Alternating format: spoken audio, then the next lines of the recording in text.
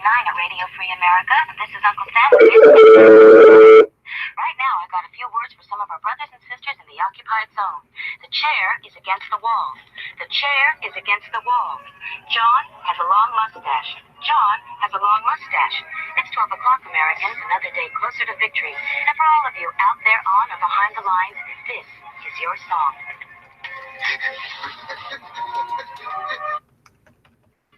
And welcome everybody to our Daily Gun Show. Come be live at every weeknight at midnight Eastern, and we talk about guns for an hour.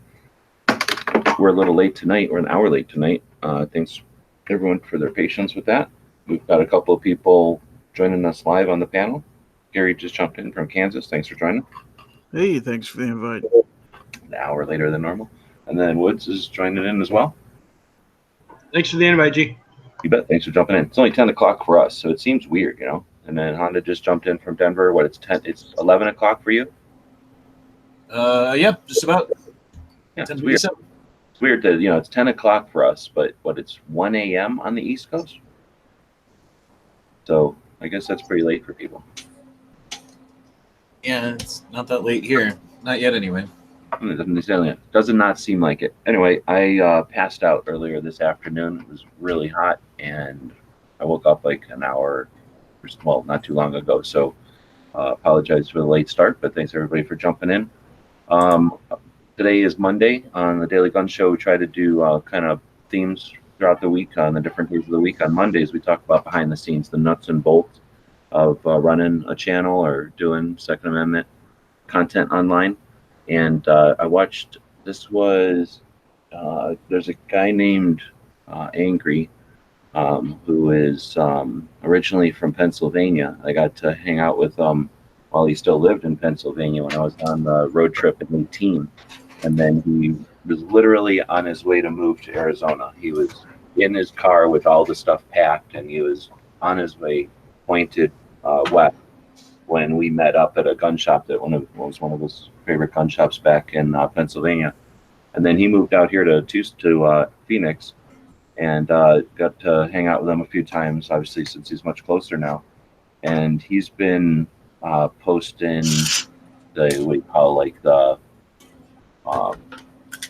as he's been getting into shape or whatever, he's been lifting weights and eating better. So he's been getting into shape, and part of the, I don't know what you want to say, part of the system that he's using gives him some challenges. And one of the challenges they had recently was to do a bunch of workouts and stuff, and part of it was reading every day. So I kept bugging him to post his reading list, and he finally did. And I'm going to go look and see if I can figure out what the book was called. But he mentioned a few of the books that he'd been reading, so I looked up those authors and found a couple of the books on tape. And so sometimes when you find an author's book on tape, an audio book, you just find the audio book and you're done, right? Sometimes the audio book that you're looking for they don't have, but maybe they have their old audio book, right, or a different book that's in an audio book form.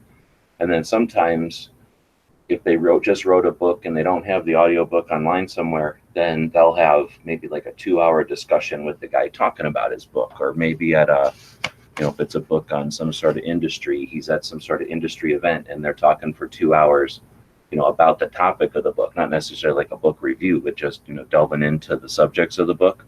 And that kind of stuff can be almost like DVD extras sometimes. And I'm not going to say it usually replaces the book, but it can be just as meaty, especially for like new books that you can't find audiobooks for.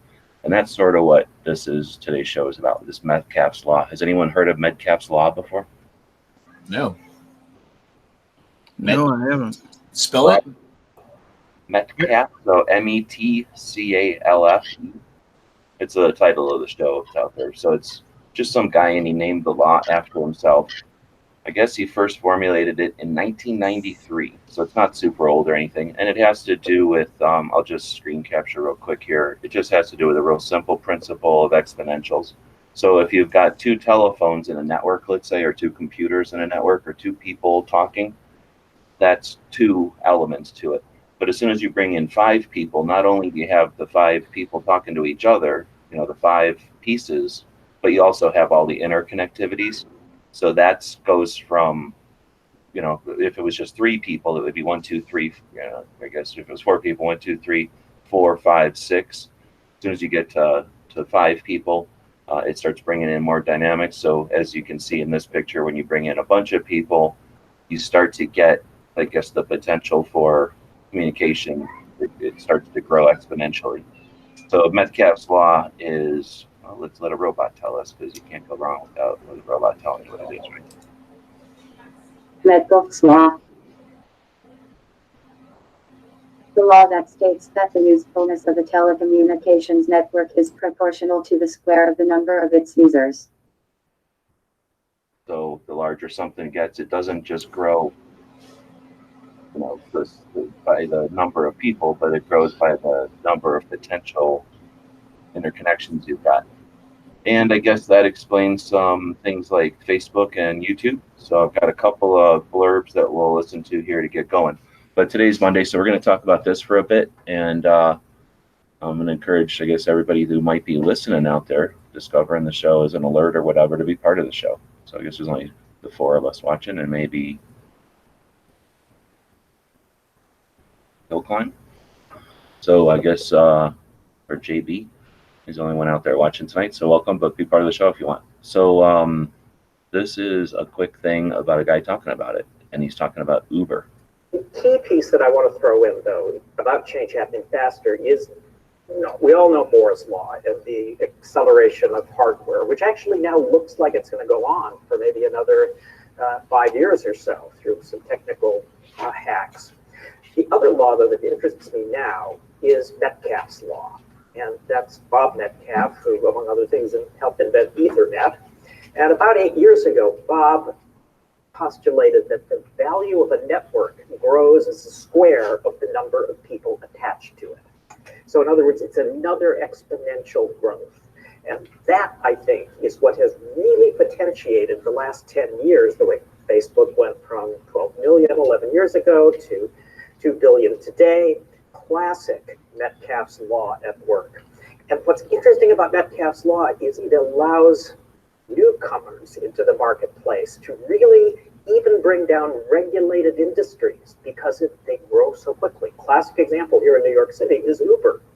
About 3 summers ago, the number of Uber cars in New York got to be as large as the number of yellow cabs. The yellow cab lobby, quite influential in New York City politics, went to the mayor and said, you got to do something about this Uber thing. The mayor actually said, okay, we're going to put a cap on the number of Uber cars allowed. But by that time, Uber was already so entrenched, had such a powerful network of users and drivers that they orchestrated this amazing PR campaign, all focused on the mayor, who came out a couple weeks later and said he had actually misspoken about the Uber thing.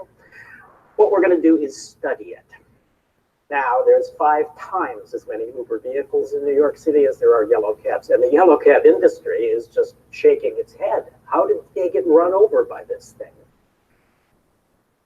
So I guess that's a real life, example of Metcalfe's law, and then I have not listened to this. Good evening, ladies and gentlemen. My name is Isia Aisha Jones, and today my project is on Metcalfe's law. We will start off by looking at what is Metcalfe's law. Metcalfe's law essentially states that the usefulness or utility of a network equals the square of the number of users. This is a picture of Robert Metcalfe, who coined the term. This type of growth is called exponential growth. Why is this important to managers? It becomes important to managers as it can be a useful tool to determine the network effect of its goods or services on the population.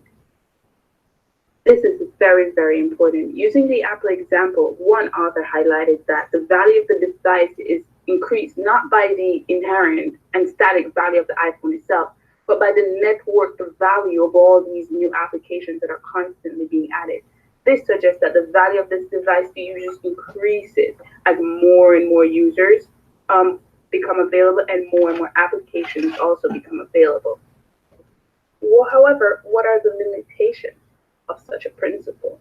But first, let us take a look at the real value of this. The systematic value of compatibility communicating devices grows as the square of their number of users. This graph totally depicts the essential nature of Metcalfe's And it's a law. boring graph On that doesn't the explain anything. y-axis, you have the dollar amount, and on the x-axis, you have the number of. I think what she's trying to say with this graph that you can't see is sort of the idea of what's the point of building a color television, or what's the point of building a television when there's no television stations yet. But so there's going to be no cost at all to develop, and then you're going to be under for a little while until a platform or something gets established, and then once it's hits whatever line it has to hit to be profitable, then it goes exponential above the line quite fast. So I think that's what they're trying to explain in this graph. Devices that are being added. What are the limitations of this principle? Essentially, can it really be measured? No. This is an approximation which must be used in conjunction with other principles, but it gives us a cursory idea. Other problems include problems of congestion of the product or service, and it may not be as useful as it once was when fewer people were added. However, this growth and rapid mass of information is exampled by these websites. And she showed like YouTube and Facebook and what. So that's some pretty shitty audio examples of what we're talking about. But with that basic stuff, anybody want to dig in? Yeah, well, they keep saying exponential growth, right? But when you're taking a number and multiplying it by a square, it's more than exponential. It's parabolic. So that's a different line. Exponential doubles every increment. Parabolic quadruples every increment. Sure, but the concept, though, I mean, we're just talking in concept. So I thought it was interesting. Of course, on Mondays we talk about building projects and 2A content and stuff, and the book, like I mentioned, I'm going to try to see if I can do it without getting too distracted here. I got to figure out. I think I have to go to Angry's Instagram to find it. But again, this was one of the books that he had recommended that wasn't available as an audiobook. And I thought it might be interesting to talk about this concept to the to 2A activists. I guess what I'm trying to get at is the book is the author's is a writer for business type books, and this wasn't so much motivational as it was like brand building, and building brand versus what's the opposite of branding? I think it's like lifestyle versus brand, or it's brand versus logo, I think is the concept. So having product versus having a lifestyle thing. So I guess it's the idea of Suzuki versus Harley Davidson, where Harley, I don't know if they intentionally started it, but they became a lifestyle brand, and they have a different relationship with their customers than like a Suzuki, who builds a commodity, I guess. And as a business person, there's the two, I guess, or a couple of the strategies would be to appeal to everybody, make a plain vanilla product that appeals to the most people and has a good return on investment. The other would be more of an artisan craftsman type of product that appeals to less people, but is authentic to whatever taste or values or whatever. And so in a business world, I think that Metcalfe's thing, he puts it in the perspective of, you may not have on a Facebook or a YouTube a huge number of subscribers, but to value this whole thing is put in the context of to value the number of people you have, because with just 5 people, you've got a network, you've got a potential to get information around. So if you're doing an awareness campaign, if you're trying to resist some kind of tyranny or something, it's about understanding what resources you have and appreciating those, and not being dissuaded or demotivated by a lack of huge numbers. So I guess that's the reason I wanted to bring it up today and kind of use this as a angle towards, I don't know, motivation or ways to think about, the people that we do have on board in the community that are activists or people that are aware. And then instead of necessarily looking at the glass half empty, thinking about what we can do with our half full cup and realizing the true potential there. So with that, anybody want to throw anything in? Well, have you ever heard of, it's called sometimes the Matthew principle, other times called Pareto distribution? It's a mathematical formula that shows you in general what the production of labor is. So like you can look at any industry, any business, and the square root of the number of workers produces 50% of the value of the business. Or like look at YouTube, the square root of the number of people who upload videos produce half of the views on YouTube. And it's something that's true. And like when you're talking about these networks creating more connections and ways of spreading information, that's very true. But there are some people that are better than others, and I think that we can maybe try and strive to do things to put us in the square root of that mathematical equation rather than the remainder, if that makes sense. Sure. I mean, I've heard of the 80-20. Have you heard of that one before? Yeah, it's kind of the same thing, but it's been mathematically proven in all different kinds of, well, not proven, but it's been examples of the Pareto distribution has been shown across a whole bunch of different things, so it keeps coming up. But yeah, it's kind of the same thing as 80-20. Have you guys heard of either of these before? I've heard of the 80-20 one. What you're saying here makes me think of every second matters, and even if like 5 or 10 people are working on it, then that could grow that exponentially and become a really useful tool really quick. Yeah, ideally, right? Because I guess it's the idea of, well, just the idea of collaborating, right? So the book that Angry had recommended is called Purple Cow, and the author is called Seth Godin, I think. Has anybody heard of this guy before? Or the book called Purple Cow? No, I haven't.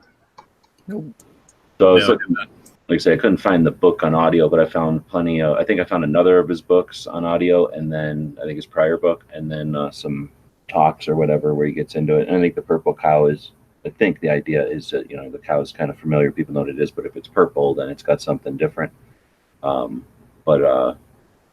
know, in a marketing thing or in a business world, you got that for a minute. Like, you know, you do a purple cow, it works, but a minute later, there's going to be a blue cow and a green cow. Other people are going to follow, right? So I think he gets into more business stuff, but I thought this little element was certainly interesting and potentially applicable. So getting back to the, what did you call that law, Honda? The one you were talking about with the 7? It's got two different names. There's the Pareto distribution, which is the mathematical formula, and then there's the Matthew principle, which is actually a verse from the Bible, is where they got the principle from. And the verse is, for everyone who has, more will be given, and he will have abundance. For he who has not, even what he has will be taken away. And that's the Matthew principle. And that's kind of a harsh way of saying it, but like you can see how that works in real life. You know, like people who are popular and make lots of connections with different people have more opportunities to do things versus people who are, let's say, less popular or whatever, have less opportunities to do things. So the success begets success, and failure begets failure. Well, again, nobody owes anybody anything. There's very few people that, instead of looking what's noisy and shiny in front of them, look instead down or to behind them or up in the air, you know, to look at what's not waving their hand. So that's just, you know, when you walk through and you see a bunch of leaves rustling, you're going to look at the tree. You're not going to necessarily look under the leaves under the ground. So that's just a natural thing, right? When somebody is out there making noise and saying, look at me, look at me, look at me, they're going to end up getting more attention than somebody's making no effort at all. Well, more than that, there's people who stand up and say, look at me, look at me, look at me, and a few people look at them. And there's other people who say, look at me, look at me, look at me, and a whole bunch of people look at them. You know what I mean? Like, some people are just more successful at whatever they do than, not whatever they do, but like a given subject, a certain thing. Some people are more successful than others, and that's true all the time. I mean, That's why we have capitalism. That's why we have a free market, because we can't fit everyone into a box that we want them to fit into and have them fill roles that they're supposed to fill based upon our preconceived notions of what that role is. People have to find their own thing that they're good at, and most people don't really try to find the thing that they're good at in life because they fall into a rut, they fall into a niche, they just go with the flow, and they don't ever continue to explore and find something better than or something that they're apt to do that they enjoy, like that kind of thing. But that's a different subject, I guess. Yeah, that's just personal motivation or whatever. But getting back to the concept of this Metcalfe's law and the exponential power in network. So the exponential part is just when you've got, the tell a friend thing. Tell a friend, they tell a friend, they tell a friend. If you look at those commercials or those like things as they visually put them on the screen, you go from a split screen, you go to 4, and then you go to 8, and then you go to 16, 32, and so forth. That's exponential. So growth that doesn't just happen doubling, or it doesn't just happen, getting more and more each year, but it grows many times, and that effectiveness, like you say, is neat in theory or whatever, but it's often not 100% fulfilled. Again, nobody's robots or anything, so just because there's a potential for a lot of good effort to in a network or something, it doesn't mean that it's focused or directed or motivated.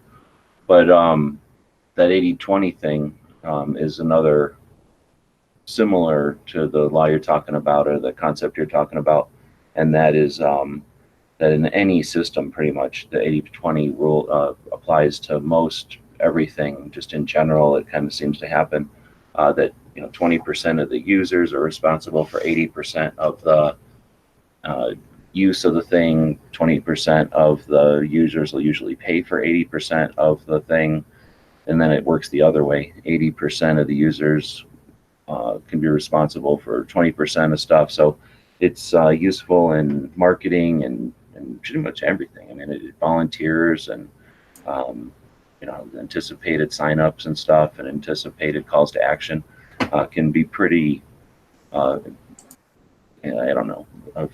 pretty average results. So in other words, if you have 100 people that are going to do something, it helps to think about things like those two that we've been talking about, to have realistic expectations, right? If you got 100 people that you're asking to do something, don't expect 100 of them to do something. If you expect 20, if you realistically expect 20 of them might get motivated, then you get 23 and you can be excited, and you get 17 and you're not discouraged. That makes sense. All right, and like the Matthew principle in that case would say only 10 would produce 50% of the value or the productiveness of the venture. So if you have 100 people that you're asking to help you out with a particular thing, 20 of them show up, or let's say 25, right? But of those 25, 10 will produce half of everything that gets done, and then everyone else combined, like the other 90 people combined, will produce the other half. So it's not, if you're showing up to the party and you're doing as much as you can, even if you're not completely successful, like you're looking at bigger channels, let's say on YouTube in this case, it doesn't mean that you're not having an effect, right? And the cumulative effect of people who are doing the same thing as you, even though your voices might not be as big, can add up to a rather large percentage of the total, if that makes sense. Well, I think that's the whole key right there, is that if you depend on just the 1 or 2, so we take that the other way and we go 10% are responsible for 50, or if you want to say 20% are responsible for 80, then that's a heck of a lot of other potential out there. And then these numbers are kind of sterile, right? They're looking at things like after the fact with hindsight and with numbers. So they're only reporting, and they don't offer like the I guess the element where you're just saying, like, let's say you've got an event where I guess you say 10% of the people bring in 50% of the effort, or 50% of the results. I mean, that just makes sense. If you've got 100 people that show up and it's going to be for 8 hours or 4 hours or whatever it's going to be, somebody's going to take the stage and say stuff, or lead the discussion, or have some sort of schedule or something. And I guess one way to look at that after the fact is that 10% of the people were responsible for most of the effort.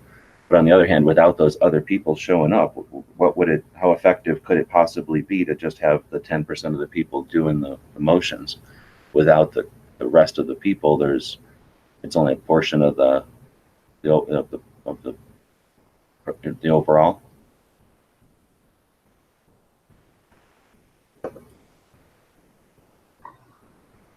I think we've all seen that in different work lives. I know whenever I go to one of the teaching conferences, only about 10% of them do anything. The rest of them just kind of sit there, but it doesn't make it less valuable to go to the thing. No, and I think there's some non-tallied potential there. If you've got people that don't do stuff at a place and they're there to experience it, how do you incorporate what they leave with and then apply in the future, right? Like that still takes place, and there's a potential out of the original event or whatever it was.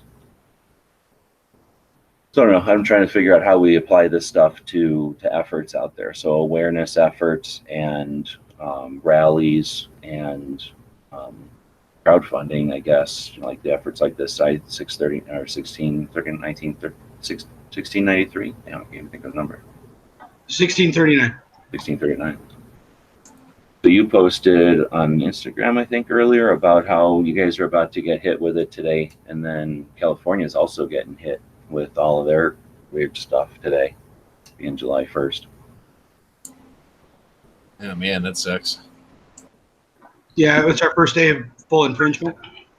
Anybody out east having anything new, or is it just a West Coast phenomenon this July? Yeah, I'm not sure. There was an organization that I found in Colorado that is challenging the red flag laws here, though, and I donated to them for the legal fund. I mean, that's the only thing recent that I found in Colorado pro or against guns. Like they had the shooting at that school not too long ago, but the kids themselves stood up and said, "Hey, you're politicizing our friend's death. F you," and they pretty much stopped covering it. So. Can you post on gun channels how we can help as well? Yeah, that's a good idea. Hold on, I'll do that.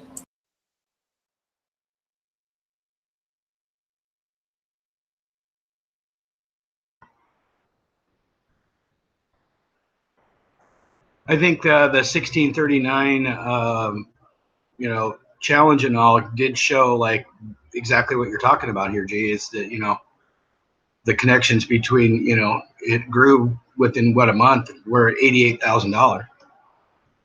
And a lot of that's just regular folk giving like $20. Well, I don't got it up in front of me here, but if anybody does, how many people is that 86,000 represent? Like how many people accumulated that 86,000? It wasn't 86,000 people.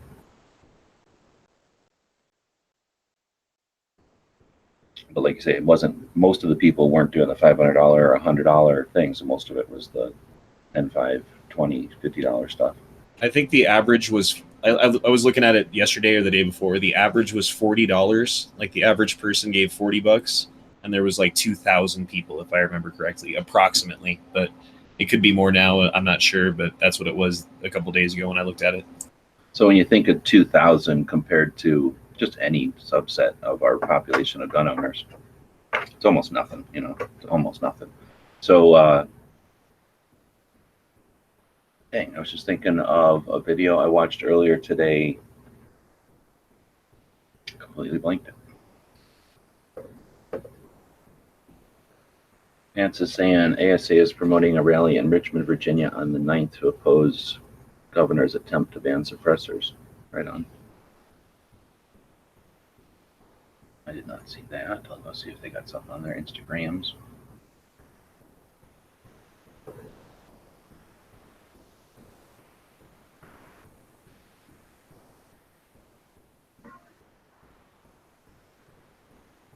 While we're waiting, the Sporting Systems, the awesome gun store in Vancouver that's been leading the charge on this, they've been offering the free.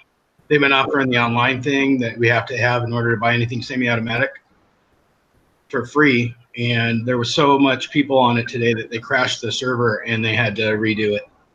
And they had it done and they had it fixed in like an hour, but it was pretty awesome of them to not charge anything when a lot of other places are charging. So good on them.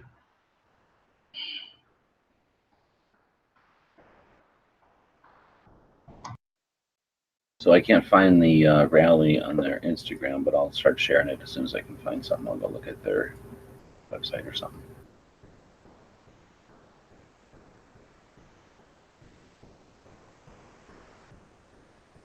There, I posted a link on gun channels. I'll post it in the side chat here too.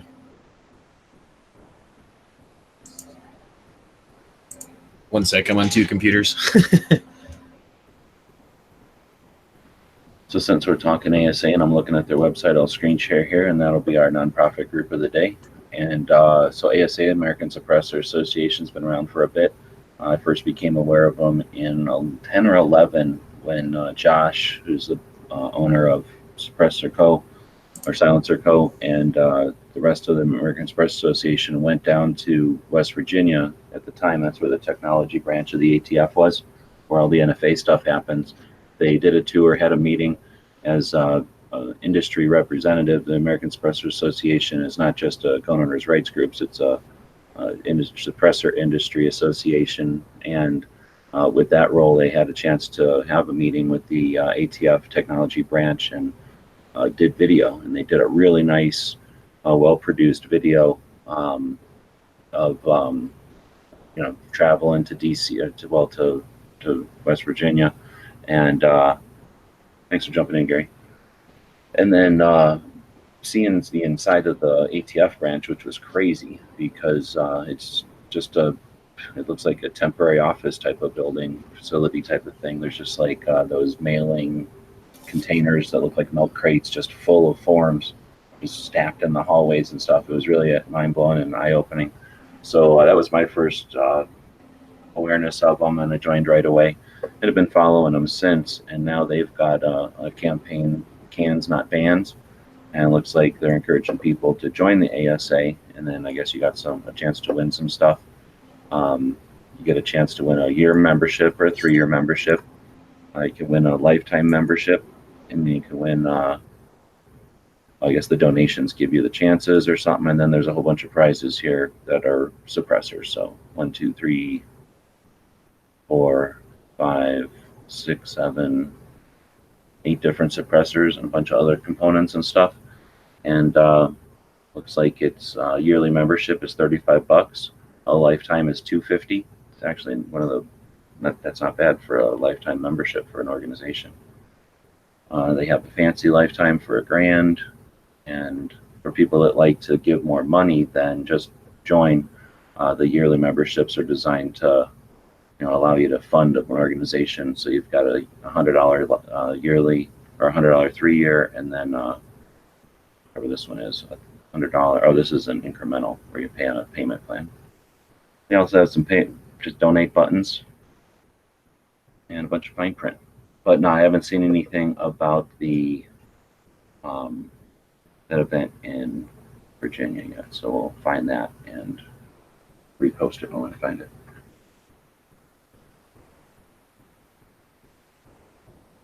Anybody a member of ASA? No, I am ashamed to say I've never even heard of them. I'm sorry. Yeah, I'm with you. That's what it's all about. So then here's the link. Thanks for that. And it looks like Virginians' year 2A rights are under attack. So July 9th, we'll post this on the calendars around. And NRA, ILA, and some other Pro 2A organizations. I don't know. Backed Over Fiction. It's a pretty good one. Doesn't really have guns in it, but I don't. So we'll go over to Every Second Matters.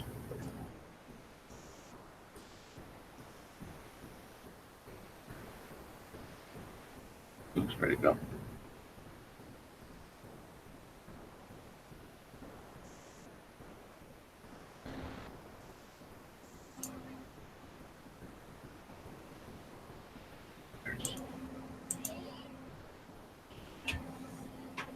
Gary just posted something there. He's posting in Mississippi. So we'll go up to the organizations, find ASA, scroll wheel to work ever. Boom, ASA, head over to their events tab, and we'll add an event. And it is called, what are they calling it?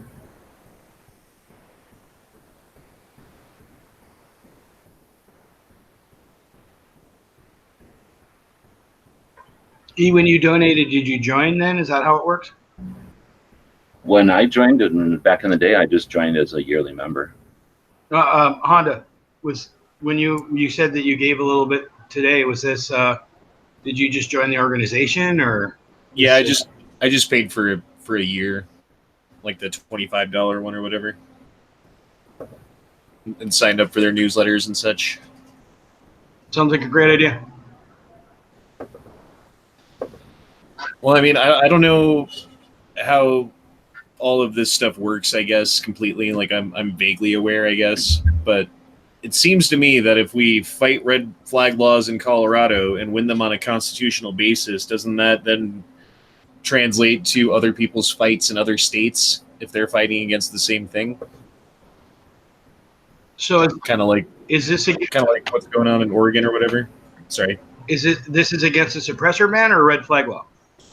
Red flag. The red flag gun seizure law. Okay. Both of them are bad, don't get me wrong. Yeah.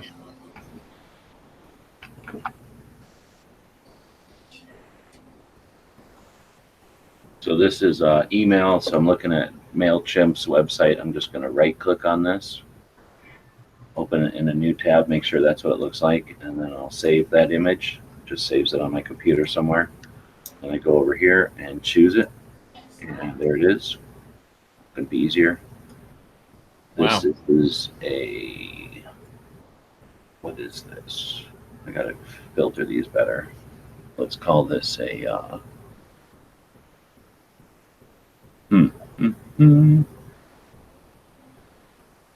See, even this is useful to me, G, because I just switched from Mac to PC, and I kind of know how to use it, but there's a lot of little things that are like that. What you just did. Right on. So I just added it to the American Suppressor Association's organization page, but now it's going to be in the events because it just takes all the events and sticks them in here. So we'll do the same over on gun channels, let as many people know. Hopefully if somebody's traveling or lives out there, they can put it into their calendar. Thanks for that.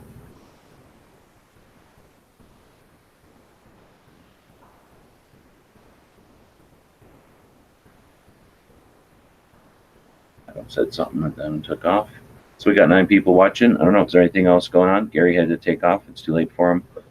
I just passed out and woke up, so I'm good to go. I just drank an energy drink, so I'll be up all night working on stuff. Let's go see what's going on over here. Got a couple of projects in the works we'll talk about, I guess. My screen sharing still? No.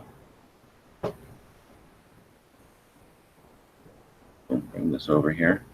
This is the big YouTube channel, and posted some stuff earlier today. I'll play this one real quick.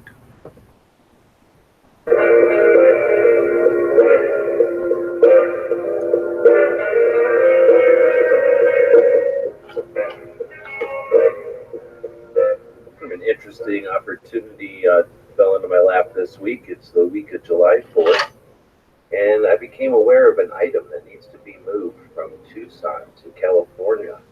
And the cost of shipping that item would be about half the price of the gas to get it there or get back and forth there. So with the van, it's looking at about 900 miles. So the cost of shipping that item would be about the price of gas to get out there. So I've been told I should drag the item out there, make that delivery, and get paid the shipping cost. However, there's no incentive for that to pay the gas back. And that's my problem. I'm not in a financial place where I have the time to take away from the projects, nor the money to spend on gas to go on a vacation to California or anything. But I see a couple of interesting things going on. It's July 4th weekend, and I've never spent the 4th of July in California, but it's also July 1st. And today some new laws went into effect over in California, and I am curious to take the tour out there potentially and visit some gun shops. There's at least one in El Centro. Then I could check out potentially a couple in San Diego. However, again, I'm not in a financial spot where I could just make a decision like that or pay for a follow-up with a position like that. Weighing in on the decision is it's 102 today in Tucson. It's on its way up to 107, and it'll be over 100 for the rest of the week. If I look at general California weather, not even going to top out at 80 degrees. Much more comfortable in California right now. So, trying to think, be creative, and make lemonade out of the situation. See if I can't capitalize on the opportunity to get half a trip paid for. So I've been working on the 2A history project. The Minuteman University website is a place to archive skills and resources for 2A activists. And part of the resources section is a section here on the activists, the authors, the researchers, the instructors that make up the 2A community. And as part of that project, I've been creating cartoons. There are not consistent pictures of the various people in the industry or in our community. So I've been creating these cartoons in Adobe Illustrator. I do those live and I share those. We do them in 2A workshops so that people that have questions can ask and can talk about other things. So it's an opportunity to spend time with the community working on some history for the community. So I added a new thing over to the Gear website store. If you'd like to help pay for some of this gas, if I do take this trip, take them up on the offer to drag the item to California to help pay for some of the gas on the way back, I've come up with adopt a California cartoon or a 2A activist cartoon. So I've recently been working to, again, add more cartoons to the mix so that we can use those for different graphic and chart type of representations of what our history is all about. But I'm nowhere near done. Lots of people we could still take cartoons of. So I've added a bunch to this list. And if you'd like to adopt a cartoon, grab one for 20 bucks each. I can draw some of these in California. It'd be a pleasure to draw these next to the Pacific Ocean instead of here in 102 degree weather in Tucson. With the van, the reason I have the van is so that I can do that, so that it's a practical or at least not financially difficult to stay in California, hopefully. So if you'd like to be part of a small mini out of nowhere adventure, head over to the Gear website store, adopt a cartoon or two for 20 bucks each, and if I can get enough funds together, I'd like to probably change the oil on the van before I head out on another long trip, but otherwise it seems in pretty good shape. If you want to send me and Mello over to California, we'll draw some 2A cartoons next to the Pacific Ocean on the 4th of July. If that's something you're interested in being part of, head over to the Gear website store. Take us up on that. And we'll continue the Gun Show Loophole Tour out to California. We'll check out some of the gun shops and see what it's like in the first days of the new tyranny. We'd like to thank the Patreons who make it possible to let us keep the van, literally help us make the payments on the van. And we'd like to encourage anyone who's interested in being part of our adventures to check us out over on Patreon. So please let us know what you think in the comments. Looking forward to some feedback on this one. As always, thanks for watching.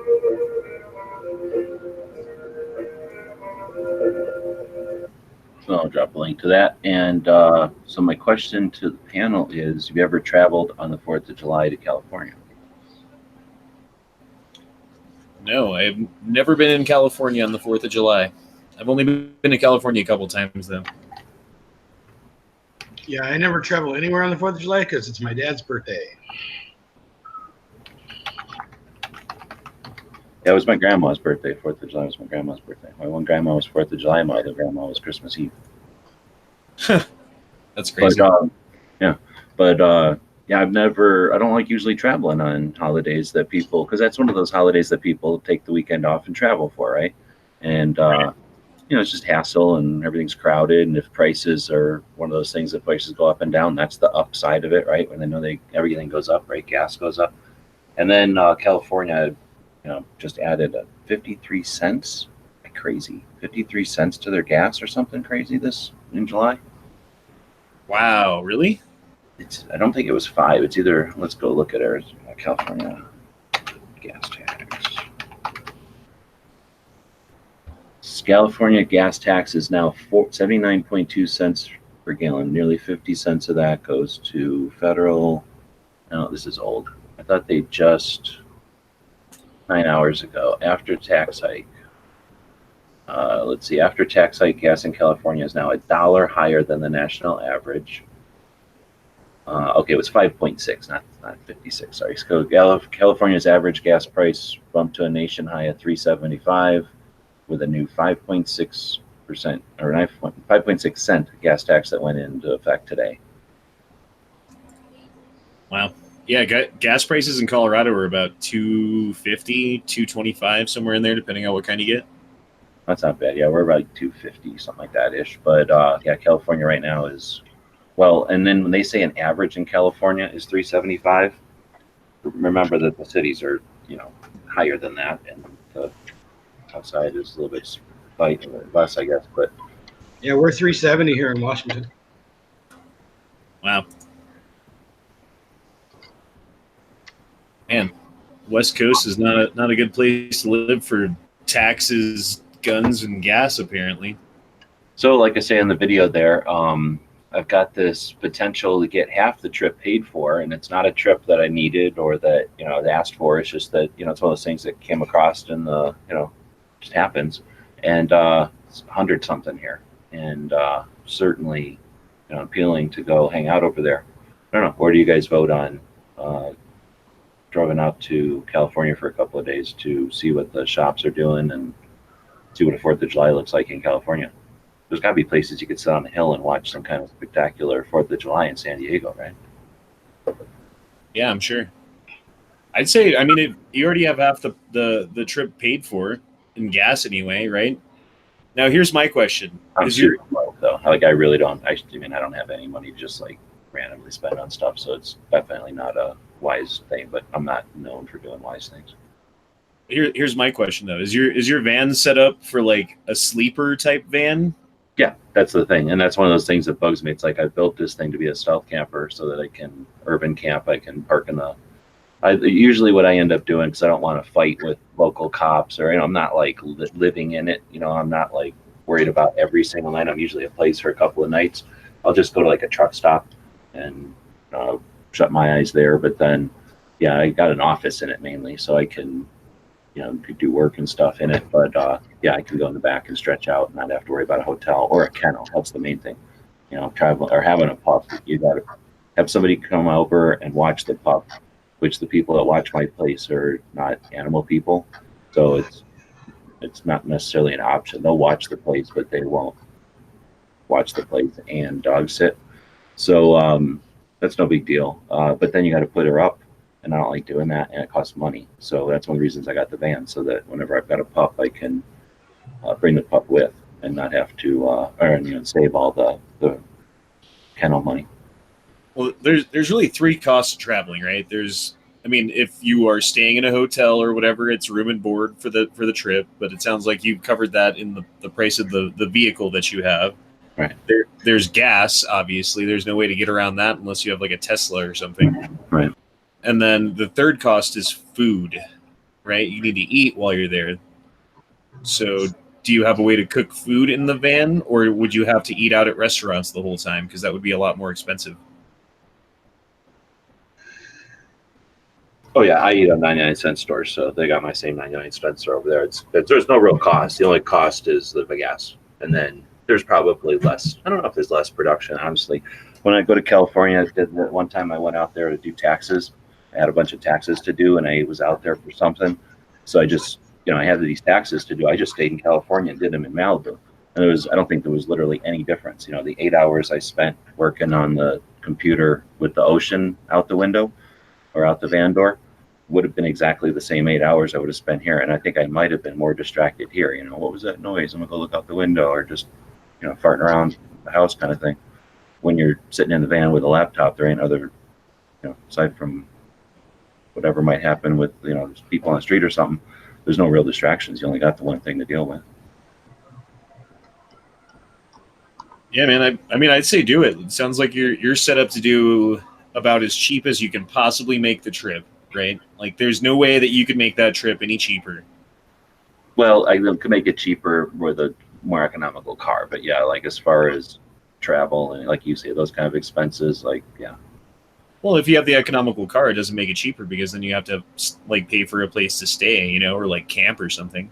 Oh yeah, I mean, I guess theoretically, if I had like a smaller van, something I could still get everything I need out of the van, but just have better gas mileage, because there's definitely room there. I get 13 miles a gallon. I definitely don't have a good gas mileage vehicle or anything.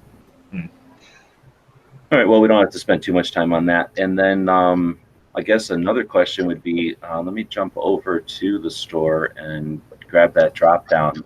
Who would you recommend? Like I mentioned in the video, I'm trying to archive our 2A history. There's a lot to that, and I've done a bunch of it already, but I put a dent in it, let's say that way. I don't have it all done right, but anyway, I don't think it's something that can be finished. It's one of those things that there's always going to be the next 2A activist or whatever.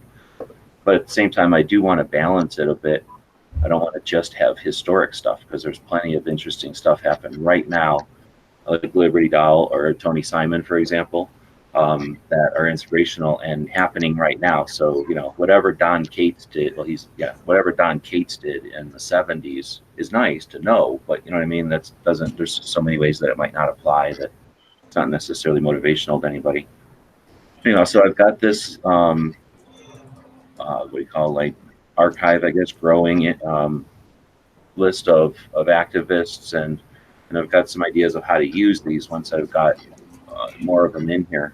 What was I looking for? I was looking for the store. I was going to look at the drop down over here on the store, and let's see. So if you go to products, and then it's under services, it's Tony's picture here. So I've got Gabby Franco, got Liberty Doll. She's already been grabbed. Gabby Franco, Julianne Versnell. I don't know if that's the way you say it. She's the secretary. She's basically the right-hand man of Alan at the Second Amendment Foundation. So she's been kicking butt as a female on the activism side for a while. I want to include her. Got Cheryl Todd, host of the podcast out of Phoenix. Carrie Lightfoot is... I'm drawing a blank right now. I believe she is something, and I should have put a little parentheses there. Got Kellyanne, who's the originator of the DC Project. She's got a lot of hats. Aaron Pillette is Pink Pistols. Got Dave Kopp, one of the guys, well, he's the president of the EZCDL. He's one of the 4 guys that started it. Kerry, the blind shooter guy that I interviewed in Chicago. Ken Blanchard, of course. Rob Pincus. Robert Young is the guy who started DRGO, Doctors for Responsible Gun Ownership. Doug Ritter and Rathner, Knife Rights and NFA Freedom Alliance. This John Dingell is a Democratic, I forgot what he was. I think he was a senator from some state, and he's the one that in 1968, when the all the craziness was happening with the Gun Control Act, he's a Democrat who got up and said to the NRA, wake the fuck up. You are about to lose every right. So he's a Democrat that made the NRA aware and started urging them to do stuff. Got KD, Aiming for the Truth, Jared from Guns and Gadgets, Logan from Heck Over History, and Yuda from Pew Pew Jew. Got Charlie Cook riding shotgun with Charlie. All of those are obvious, new activists, people doing things in just each one in a separate direction, new audiences and whatnot. Then we get to Greg Pruitt, Idaho Second Amendment Alliance. I'd like to have him on sometime, do an interview with him. That guy is efficient, motivated, and effective. I wish I was like that guy more. Mark Robinson, he's that guy that got up and did that "I am the majority" speech when they were trying to, I think it was after Florida bullshit. Dave Workman, he's an author, and I think right now his title is boss of the Citizens Committee, the right to keep and bear arms. Got Dustin Ellerman from Top Shot. He's just a cool ambassador. He's doing it in an interesting way, right? Jerry Henry, there's no, that I'm aware of, there's no person that started Georgia Carry, or if there is, they don't document it. And he's sort of I think the personality behind Georgia Carry, but I'm not sure. Mike Sidini from Walk the Talk America, Mac, Sada Yub, Clint Smith, Fairborn, how do you say that? Farnham, Jeff Cooper. George Thompson is the verbal judo guy. There's actually two for him because he did his stuff when he was in the 70s, and then he's still kicking, and he looks different than he did back in the day. Harper Cray is an old guy that started the SASS, the Single Action Shooter Society. Anthony is the boss of Gun for Hire, and he's the 76th board member on the NRA. He was the guy who was elected by popular opinion.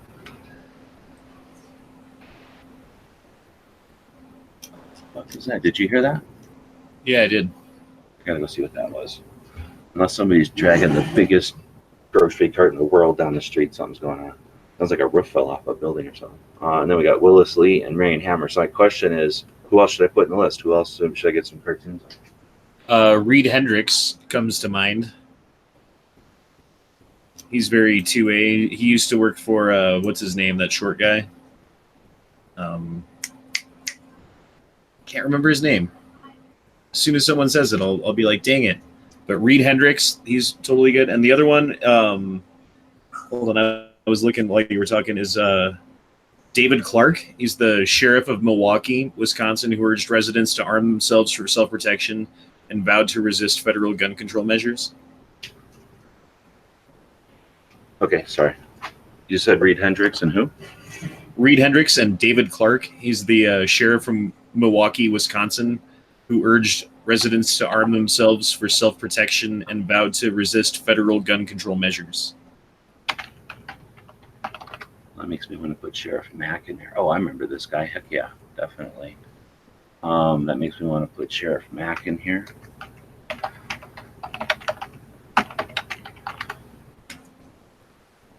Guy's pretty awesome. And then that means Sheriff Prince.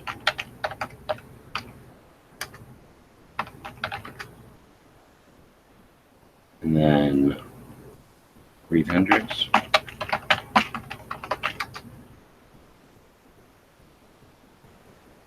Did I have Yeager in here? Yeager, that's who he worked for. Dang it, I couldn't remember his name. Where's am I looking for? This, right? I don't think I put Yeager in. Yeah, I gotta put Yeager in there. And then would you consider, like, conservative radio talk hosts in that group, even though if they're not, like, specifically Second Amendment activists, maybe they talk a lot about it on the radio show, like Mark Levin? That's interesting.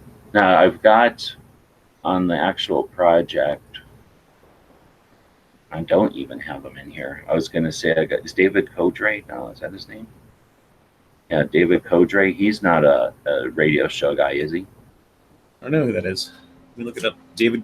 He's a writer, but no, if he's not the radio show guy, I should have some of the radio show guys in here that I'm thinking of are like, there's a syndicated gun radio show, Mark Walters.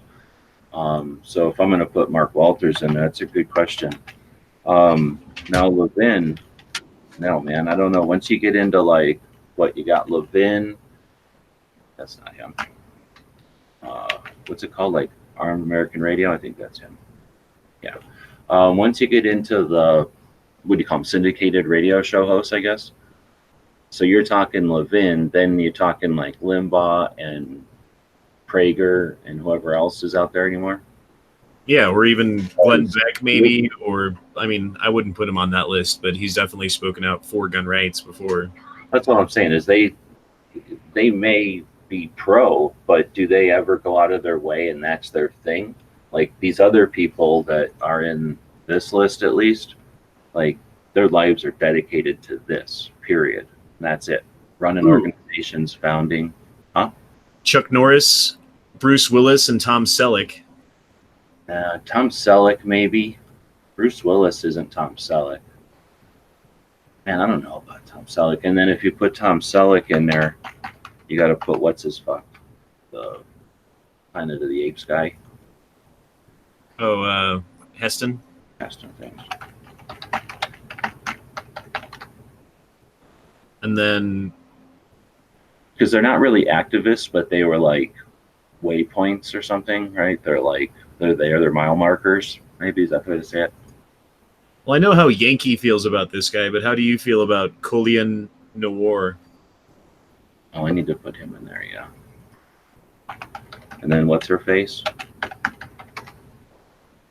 The girl everybody hates. Oh, You know that. what's her name? Yeah, that's it. The American Gun Chick.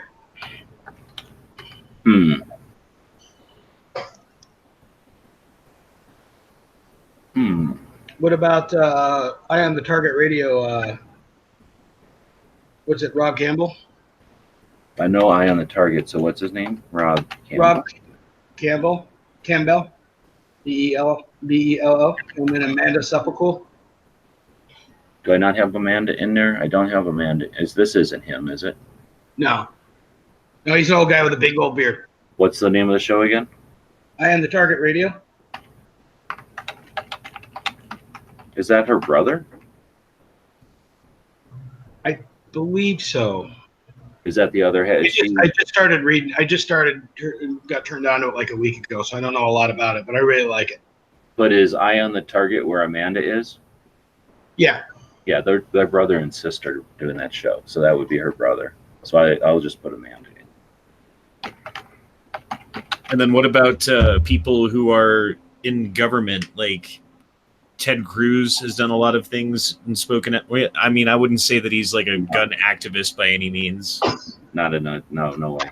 We got Richardson in here because he's a senator. He started California, Gun Owners of California, and he started Gun Owners of America. So he's like a legit did something as a senator. And then that guy who I was just saying about, the Democrat guy, I don't know where I got him in here. He's older. But anyway, that Democrat guy whoever the hell he is it Dingle? Anyway, whoever that guy was back for the 68 thing, he happens to be a thing, but he was influential. He did something. But just blabbing about it, I don't know. Like I say, I guess that's the reason I brought it up, because they have influence. When you look at something like M855, the green tipped 5.56 that they attempted to import, ban, and restrict. When was that? 16, 15, 17? They tried to do that one afternoon in like early in the year that year. And I don't know if you guys remember that. And whenever that happened, it was shortly after bump stocks were restricted from being shouldered, if I remember right. I'm trying to remember how all that came down. It's one of the reasons I want to try to archive this stuff so we don't have to try to remember all this stuff. We can just go look at something easy, visual, to remind ourselves, when these things happen in a timeline. But basically, you had some tyranny with the bump stocks, if I remember right, and the barrels. They had just recently required that barrels be chopped up on parts kits, and that was a massive pain in the ass, a real financial and just devastating blow to the builders, and for no reason. And so they came up with this concept that somehow the M855 was no longer, even though it's like literally by name exempted from whatever bullshit, they were like, it doesn't need to be that way, let's get rid of it. And it was a grassroots thing, but it hit, I want to say Beck, or who's another one that's like Beck-ish, who gets up there and yells? Well, I was going to say this one, and you might not like it, but he definitely got up on, what was that guy's name? Hold on. It was who's the guy that got kicked off of all the platforms? Pierce Morgan. So yeah, Alex Jones. That's exactly what I was going to say. When he went up on Pierce Morgan's show and he was screaming like 1776 and all that stuff, and it actually like fired up a lot of people when they heard it. I don't know about that. I don't remember the timing because I do not watch any of these people, but I know that that was the situation, is that there was murmurs of it, like, oh, they're doing it again. And we were pissed, and we were all sort of like rolling up our sleeves to do what little we could, because, we've got to deal with our own apathy and the naysayers, and then try to find motivation, and then try to actually do something. And in the midst of all that, yeah, I think it was him, whoever you just said there, not Beck. Alex Yeah. Jones. I And think that was that guy, or it was Beck. I honestly don't remember. It was just somebody very large who I don't listen to, and I knew that it wasn't Rush Limbaugh. Well, and then the other guy who did that, like the very next day, was what's his name? You're talking about the M855? Is that what we're talking about? Well, this was in 2013, I think, or maybe, yeah, it was 2013 that all that happened. And then the other guy was. You're talking about back in the day, and that was them jumping on the bandwagon. I'm talking about they don't do anything. They just come along and amplify. So that's why 13 was not them at all. They did nothing. 13 was a massive outcry from the community. And then when they hear that, they amplify and they take it along. So our outcry is to get the attention of those people. In the M855, the reason that one was interesting is because only one of those big figureheads, the radio figureheads, needed to address it, and it was squashed. And that's why it's a frustrating one to lose to history, because when we, the people that are aware, activists, whatever the fuck you want to call people that give a shit, we get frustrated and start to lose whatever motivation when you look at something like that M855. That was a resistance to tyranny that didn't need to happen. They could have just jackbooted us on that. There was nothing that we really had to stop us there. And there was really not, even though it's an AR round, there was just not that much motivation in the community. It was sort of the typical effort that we would put in, right? It was not spectacular. And one figurehead heard it, said something, and it was done. And that was impressive. And unfortunately, because it was so effective, no one on the other side wants to even talk about it ever. And because, I don't know, for all the different reasons, either enough people weren't involved, or they didn't have their name on it, or for whatever, or just memories are short, we don't keep that one in mind. And honestly, it wasn't the biggest victory in the world either, but it was a little victory. And I like that just one of those figureheads was able to do something.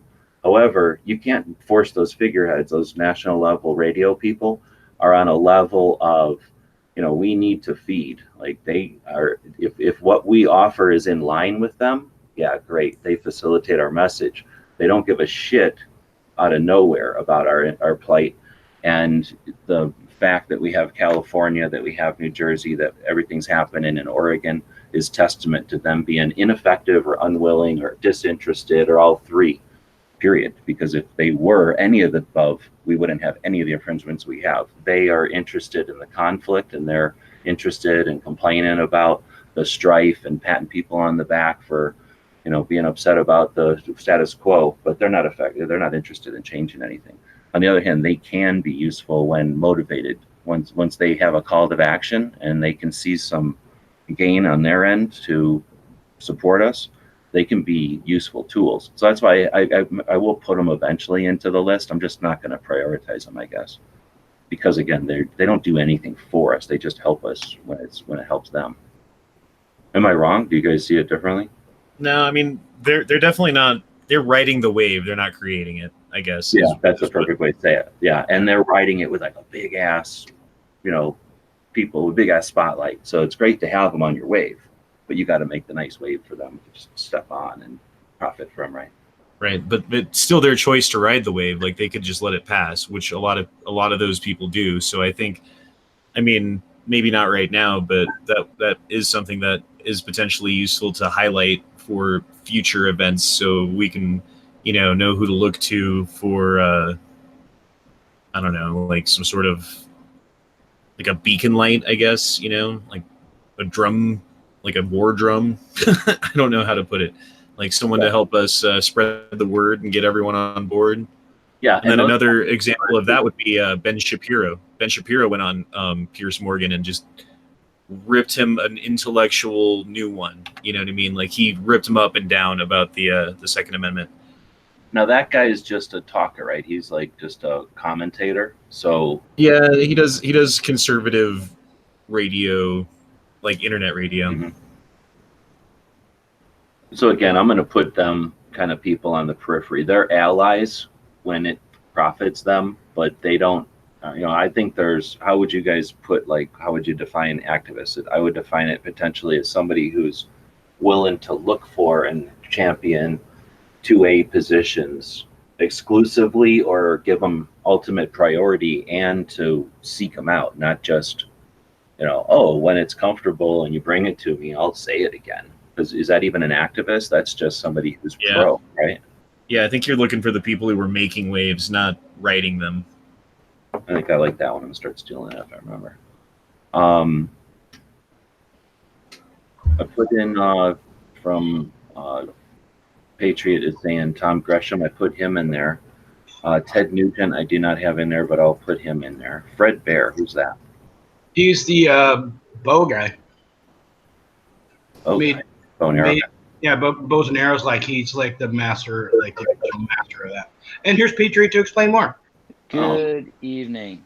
I would not put Ben Shapiro because he doesn't know a firearm from what end is the dangerous part.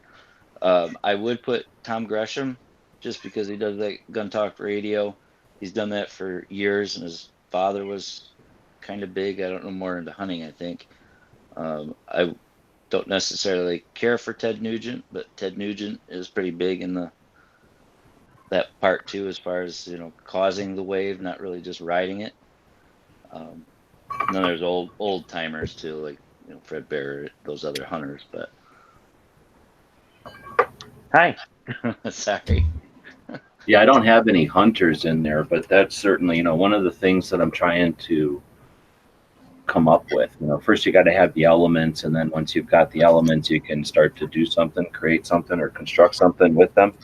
But as I've been researching for just all these different projects, the situation or whatever, we started in 1776 with this Constitution, and quickly edited it with a Bill of Rights. And then for the most part, we went 170 years before we had a massive federal level infringement. And then it's just been just punch in the face after punch in the face, like an abused spouse, ever since. And those attacks have come in waves, and they haven't always.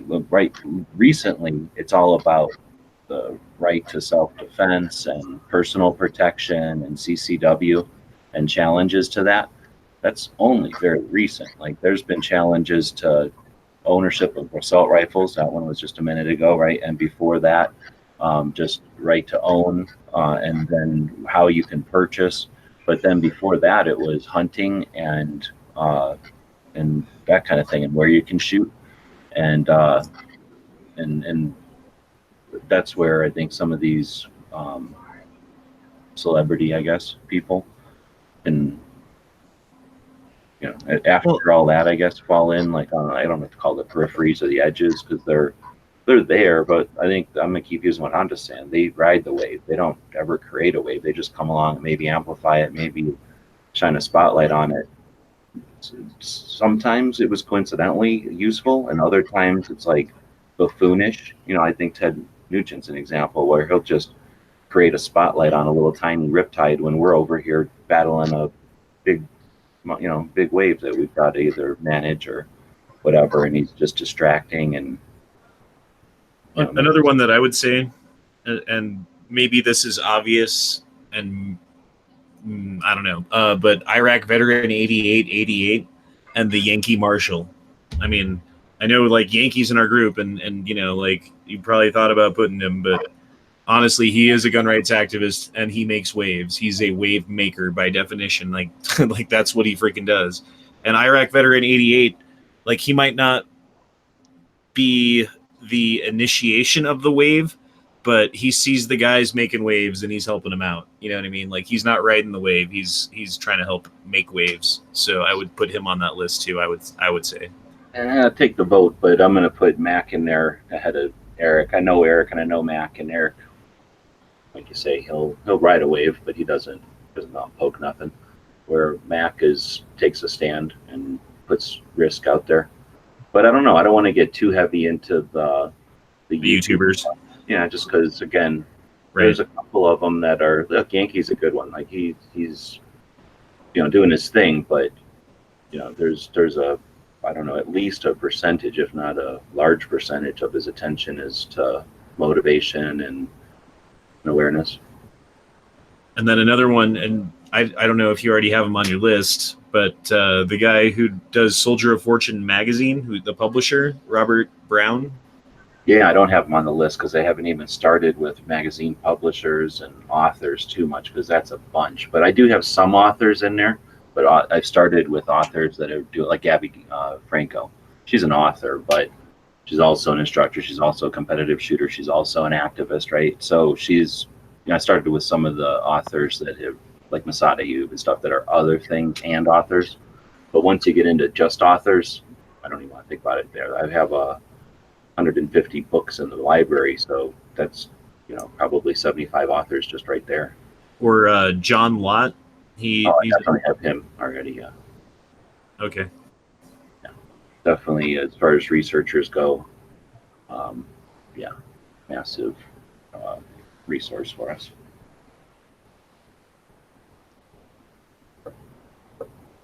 Let's see, 1, 2, 3, 4, 5, 6, 7, 8, 9, 10, 11, 12, 13, 14, 15, and most of those are. I only put the ones that any of the ones that were hesitant, I don't think I put in there. So that's 15 solid ones. Yeah, there you go. Very cool. So again, I want to thank a couple of people who have already grabbed those for $20. Just something I came up with. Like I say, it's not a necessary thing, but heck, what the heck, adventures are for having, right? So if anybody wants to participate, please feel free. I encourage you to share it around if you want. But with that, anything other topics for tonight? Not really. No, man. Just All right. Tomorrow, every second matters. Oh, I guess we could talk about that a little bit. Tomorrow's every second matters, and it's technically the second. You're right. Awareness campaign's been going on for 6 years. We'll have a chat, I suppose, at some point. Ghost has a show tomorrow. He might do something. Sandhill Shooter does a 2A Tuesday, and that falls on Tuesday for him. He might do something. Night Strike does his show. He usually talks something about it. If not, dedicates the show to it. And then ideally, I'm kind of screwed up because I fell asleep in the evening tonight and woke up in the middle of the night. But if I'm able to, I'm planning on doing a 2A workshop, and I set up that poll system thing in Google Docs the other day for the quiz, right? I'm going to set that up live and start sending that out to, I send usually an invite to about 50 people, activists and people I know that I've met or I've got their email to join us on the Every Second Matters shows. But obviously there's a million reasons why people would be busy or whatever. So I'm thinking set up one of those Google forms so that if anyone wants to contribute to a live show, they can just fill out a form, say here's what's important, or here's what I've been doing this month, or whatever they want to say, and then make the results of that form available to whoever does a show. So then we can send that out potentially to everybody each month and say, hey, what's up? Do you want to give any kind of status update? They don't have to show up live. There's no obligation. They can post something. They don't have to. And if they do, though, then all the people that are running any kind of event or any kind of show for the day can reference that, can use those to point to and calls to action or whatever needs to be done. And hopefully we do what we're trying to accomplish here, amplify some of the messages that are valid and give people one more place to find an extract of all the info that's out there. Yeah, I think that's a great idea. So that'll be tomorrow. We've got less than 2 months now. Well, it'll be a little over 2 months before the Gun Rights Policy Conference. So I'll try to be focusing on that a little bit myself and encouraging people to put that into their calendars and their itineraries if possible. But yeah, thanks for mentioning that. Otherwise, thanks everybody for joining us for the late show tonight. And what happened to my YouTube? There it is. Still got 9 people watching, so thanks for showing up. And like I say, we'll leave the link out there if you're on the Gun Channel side. Feel free to jump in and chat off air. Thanks, guys, for showing up and being part of the show. Yeah, man. Thanks for the invite. Yeah, thanks for the invite. Oh, I'll also mention the next few Mondays. Like I say, I've been gathering a bunch of books on tape and stuff, so I've got all kinds of topics for the next couple of Mondays. We'll be digging into some more and more interesting topics to try to get people motivated and encourage some innovation this year's gun rights policy. The guys and gals of gunwebsites.com encourage you to take a CCW class every year, practice at least once a month, and carry every day. Thanks for watching gunwebsites.com.